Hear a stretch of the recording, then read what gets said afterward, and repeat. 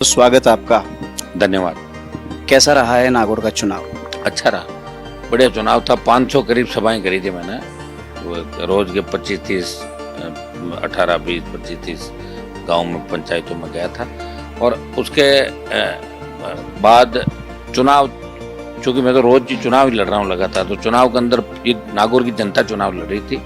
एक तरफ राजस्थान की सरकार, दिल्ली की सरकार, अथाग पैसा, पूरा जो इनका प्रशासनिक अमला और बड़े उद्योगपति पैसे वाले, और दूसरी तरफ एक किसान का बेटा, जहाँ नागौर का आम आवाम ये चुनाव लड़ रहा था। ये नागौर की जनता वर्सेज इसको चुनाव बनाया था दिल्ली मोदी का चुनाव। उन्होंने कहा कि मोदी जी की छाती में मूंग दलने के लिए हनुमान जी को दिल्ली भेजना, ये चुनाव के अंदर नारा था। लेकिन हनुमान ने मोदी को तो हराया ही, लेकिन क्या ज्योति मिर्धा की और मिर्धा परिवार की राजनीति पूरी तरीके से खत्म कर दी है? तीसरी बार ज्योति मिर्धा हारी हैं, चौथी उनकी उम्मीदें और कुछ चीजें ख्यूंसर उपचुनाव में देखी जा रही है, लेकिन आप वहां पहले ऐलान कर चुके हैं। देखिए, ज्योति को 2009 में हम ही लाए थे। मैं और डीडवाना के जो रूपाराम जी डूडी थे मेरे मित्र, मैं बीजेपी से एमएलए था। हाँ, तो उनकी इच्छा थी कि हम बीजेपी को हराएं। मेरा वसुंधरा जी झगड़ा था और हमने ही तय किया कि इसको लाओ दूसरों को बजाय, और इसको लेकर हमने इसको जिताया।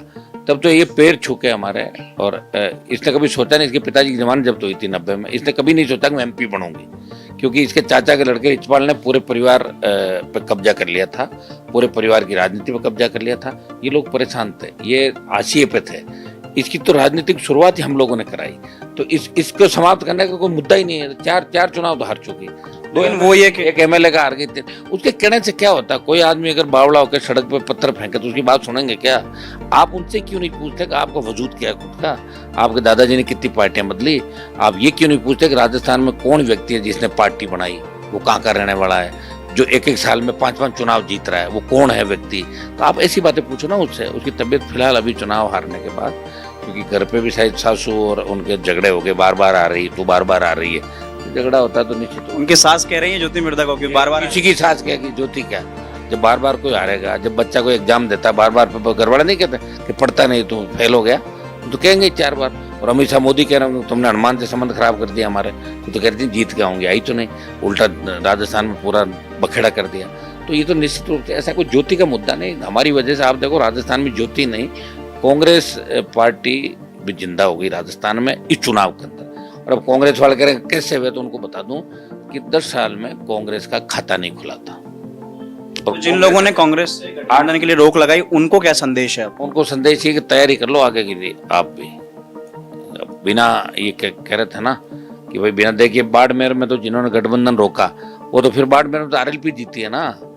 हरीश चौधरी के हाथ में आरएलपी का झंडा नहीं देखा कि आपने कैसे लहरा रहा था? वो बड़ा झंडा लेके घुमा रहा था ना। फिर जब उसको पता है कि आरएलपी किसकी पार्टी है, तब यार वो झंडे के हाथ नहीं लगा था। और यहाँ दीपेंद्र हुड्डा और रंधावा ने जब जयपुर ग्रामीण की रैली में दुपट्टे को यूं करके, मेरे दुपट्टे को और यूं किया, उसकी मजाक उड़ाई, तो बेचारा नील को हरवा दिया बिना बात के। जबकि आप पहले दिन से दोनों पट्टे गले में लगा दोनों पट्टे गले के। और मैं ये बार बार कह रहा हूँ, 3 लाख वोट कांग्रेस ने मुझे दिए और बदले में 20 से 30 लाख वोट आरएलपी ने राजस्थान में कांग्रेस पार्टी को, तो कांग्रेस को जिंदा कर दिया राजस्थान के अंदर। यानी ये गठबंधन नहीं होता, हनुमान बेनीवाल नहीं। मैं ये कह रहा हूँ 2-4 जो 8 आई उनमें 2 पे इस्तीफे उनको दिला दो, 1 पे मैं दे देता हूँ, वापस लड़ लेते हैं। अगर वो जीत जाए तो मैं राजनीति छोड़ दूं, और मैं जीत जाऊँ तो फिर वो कर दे। वो तो अभी यही चुनौतियां होती है, और क्या होती है। भजनलाल सरकार के कार्यकाल को कैसे देख रहे हैं 6 महीने? देखिए, कोई कार्यकाल चुनाव हुए, कार्यकाल टोटल अफसरशाही हावी है, और कुछ लोग ये भी चाहते हैं कि भजनलाल मुख्यमंत्री हटे और वो बने। ये आप देखिए, दबाव की राजनीति चारों तरफ चल रही है, हर आदमी दबा के काम कराना चाहता है। और निश्चित रूप से 11 सीट हारने के बाद भजनलाल जी कमजोर भी हुए राजस्थान के अंदर, तो लोग इनको फेल करने में लगे। और ब्यूरोक्रेसी के अंदर जैसे चीफ सेक्रेटरी समानांतर सरकार चला रहा है, सीएमओ के अंदर कई ऐसे अधिकारी आ गए पुलिस के, और ऐसे लोग जिनकी छवि ठीक नहीं है, वो इनको फेल करेंगे। समय रहता अगर चेंज जाते तो ठीक है, बाकी तो मुझे कुछ लगता नहीं। हमारा मुद्दा जो पहले पेपर लीक का वो इशू थे बजरी वाले, उन इशू को हम वापिस रेज करेंगे, उठाएंगे, सड़कों में लड़ेंगे हम उन मामलों को लेके। और दिल्ली में अग्निवीर प्रमुख मुद्दा है मेरा। किसान आंदोलन में तो हमने लड़ाई लड़ी थी, मोदी से अलग हुए, लेकिन अग्निवीर को वापस कराएंगे। इसके लिए आवश्यकता पड़ी तो दिल्ली कूच भी करेंगे, रास्ते जाम करेंगे और बड़ा आंदोलन दिल्ली के अंदर करेंगे। शुभकरण चौधरी ने मेरे इंटरव्यू में परसों के दिन ही कहा था कि अगर अग्निवीर में कुछ बदलाव वोटिंग के पहले होता तो भाजपा को प्लस पॉइंट होता। बिल्कुल सही बयान था उनका, क्योंकि झुंझुनू, सीकर, नागौर बाड़मेर, भरतपुर, अलवर, ये आपका जो गंगानगर, हनुमानगढ़, यहाँ सबसे ज़्यादा किसानों के बच्चे सेना के अंदर हैं। अलवर से भी सेना के अंदर है। बच्चे इस बात को लेकर बहुत ही ज़्यादा परेशान हैं। और उनकी लड़ाई कौन लड़ रहा है आप देखिए, जो एक व्यक्ति हनुमान बेनीवाल जिसने लड़ाई, अग्निवीर की लड़ाई जब समाप्त होगी तब भी वो लड़ रहा था, आज भी लड़ रहा है। जोधपुर में बच्चों के लिए रैली करी। मैं तो कह रहा हूँ छात्र संघ के जब चुनाव बंद हुए तो 1 महीना मैं लड़ा, एक नेता ने बयान नहीं दिया, चाहे रिजल्ट कुछ भी रहा, मेरा 1 महीना तो गया बच्चों के लिए। तो मैं किसी चीज को हाथ में लेता हूँ तो उसको अंतिम समय तक लड़ता हूँ। छोड़, अभी भी छात्र संघ चुनाव हुए नहीं है। मैं कह रहा हूँ अभी उठाया ना मैंने मामला विधानसभा के अंदर, करवाएंगे चुनाव और अग्निवीर को समाप्त कराएंगे। भाई कमजोर कर दिया ना ऊपर वाला, कह रहे पहले कहा कि 4 साल, फिर कहा 25% नहीं 50%, अब कहा 70%, तो धीरे धीरे कमजोर तो पड़ी रहे, समाप्त करा देंगे। अग्निवीर समाप्त करा के पूर्व की भांति सेना भर्ती रैलियां और सेना के सम्मान के अंदर हम हमेशा खड़ा है हर जगह। चाहे पहलवान बेटियों का मामला था, देखिए जहां मैं कूदा हूं वहां न्याय मिला है और जीत हुई है। समय लग सकता है और आज तक हमने हमारे लिए कुछ नहीं किया, इस प्रदेश के जवान किसान के लिए। और दिल्ली में भी राजस्थान की धाक जमा दी कि राजस्थान के सांसद मजबूत होते हैं। मेरे से पहले भी मैं एमपी देखता हूँ, सारे पढ़ता हूँ, रीड करता हूँ, कौन कितना लड़ता था, क्या करता था। मेरे जाने के बाद भी आप देखना दिल्ली के अंदर हमने तो राजस्थान का सम्मान बढ़ाया। सर्व समाज का, हर आदमी के लिए लड़े, दलितों के लिए लड़े, सर्व समाज के लिए लड़े। उसी का परिणाम था कि जनता प्यार करती इतना था। आपकी तो दिल्ली की पूरी सरकार नागौर में लगी हुई थी। बीजेपी, कांग्रेस पार्टी से बीजेपी बड़े टच में थे कि अलायंस नहीं कराओ, कुछ भी कराओ, कैसे करके हनुमान जी कैसे रह जाए। मिलजुल लिए थे, फिर भी हो गया यार, सारी बात भी हो गई और कांग्रेस को बेनिफिट मिल गया बड़ा। मेरे से ज्यादा फायदा कांग्रेस को मिल गया। क्यों सर, उपचुनाव में आपकी पत्नी कनिका बेनीवाल या आपके भाई नारायण बेनीवाल कौन उतरेगा? जो 5 सीटें हैं उपचुनाव की, वहां हनुमान बेनीवाल का क्या रोल रहेगा? गठबंधन में रहेंगे, क्या होगा? देखिए इंडिया अलायंस में मैं हुई अभी अलायंस के अंदर, वहाँ विपक्ष की भूमिका हम निभाएंगे। और ये जो इलेक्शन है, इस इलेक्शन के अंदर मैं ये चाहूँगा कि देवली उनियारा जो जहाँ 20,000 वोट में आए थे, उस सीट पे भी मेरा दावा है। झुंझुनू में भी हम दावा करेंगे, तमाम उन सीटों में दोसा वोसा। एक बीएपी जो मेरे मित्र हैं राजकुमार, छोटे भाई है वो मेरे, उनका वहाँ छोड़ के, उनका खुद का संघर्ष है वहाँ पे, वो अपने दम पे है। तो बाकी 4 सीटों पे हम दावा करेंगे कि हम 4 सीटों में कैसे लड़े, क्या करें। अगर ढंग से बात बैठेगी तो ठीक है, नहीं तो फिर लड़ेंगे। वहाँ अलायंस रहेगा, या कोई जरूरी नहीं कर रहे, अभी तय नहीं है, ये बैठ के बात होगी सारी, सम्मान के साथ होगा। क्योंकि पहले भी कांग्रेस पार्टी ने मेरी पीठ में छुरा घोंपा और बाड़मेर से मेरा उम्मीदवार चुरा के और उसको कांग्रेस ही बना दिया। आपके तो बड़े करीबी लोग छोड़कर गए, पुखराज गर्ग भी चले गए। कमजोर है ना, हिंदुस्तान आजाद भी तो बहुत लंबे टाइम बाद हुआ था ना। आज तो भाजपा का प्रचार, जो अंग्रेजों के देखिए लोग कितने जल्दी भूलते हैं हिंदुस्तान के अंदर। राजस्थान में जो अंग्रेज राज करके गए, उनके साथ फोटो खिंचाने के लिए कैसे दौड़ते थे वो सेल्फी के लिए। हम भूलते नहीं, एक आदत है, याद रखता है। भगत सिंह की विचारधारा के लोग हैं, एक बार जो ठान लिया वो करके ही मानते हैं। ठान लिया कि वसुंधरा जी को बाहर भेजेंगे, भेज दिया। ठान लिया कि मोदी को छोड़ेंगे, छोड़ दिया। ठान लिया गहलोत जी के बेटे को पिछली बार हरा के कांग्रेस को हराने का 25 हरा दिया। जो ठानते हैं वो करते हैं। और हमने ये ठान लिया कि राजस्थान के अंदर तीसरी ताकत को मजबूत करेंगे।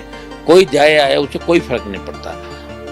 तूफान चलेगा इस बार आने वाले समय के अंदर। कुछ कमियां रही उनको दूर करेंगे। सबसे बड़ा संसाधन पैसा होता है, वो हमारे पास नहीं था, इसी वजह से भी सीटें कम आई हमारी, इसमें कोई दो राय नहीं।